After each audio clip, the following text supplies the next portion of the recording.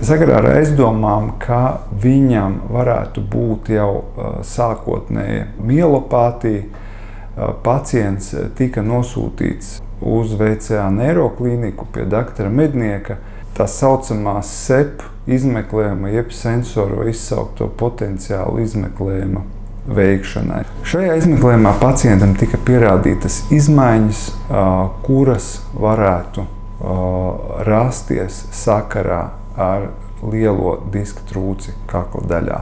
Globāli viņam muguras smadzeņu nospiedums bija, bet tad, kad mēs redzam jau magnētiskajā rezonansē muguras smadzenēs izmaiņas, kopumā jau ir pa vēlu. Ja?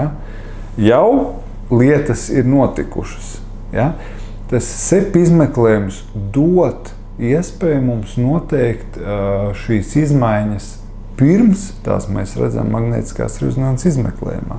Tas nenozīmē to, ka ar jebkuru deģeneratīvu, jebkādām izmaiņām mugurkaula kakla daļā visiem pacientiem nav jāveic SEP izmeklējumi.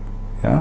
Bet šeit bija jāizšķiras par to veikt operāciju vai neveikt, jo diska trūce bija tik liela, ka pacientam bija samērā liela varbūtība tam, ka viņš banāli nokrītot uz ielas, ja, uz slidenes ietves, ka viņš, paliek paralizēts, ja, vienkāršiem vārdiem runājot.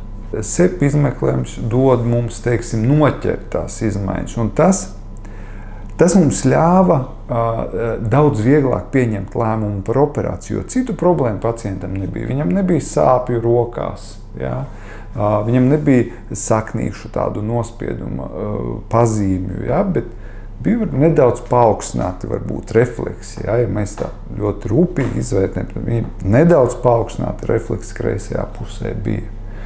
Bet mums jau vajag kaut kāds pierādījums un pamatojumu tam, ko mēs darām. Ja, jo kura operācija ir saistām ar kaut kādiem noteiktiem riskiem, un operācija ir jāveic tad, kad tā ir patiešām nepieciešama. Un šis izmeklējums norādīja uz to, ka operācija ir nepieciešama. Citādi, tad, kad izmaiņas muguras smadzenēs radīsies, viņas principā ir neatgriezeniskas.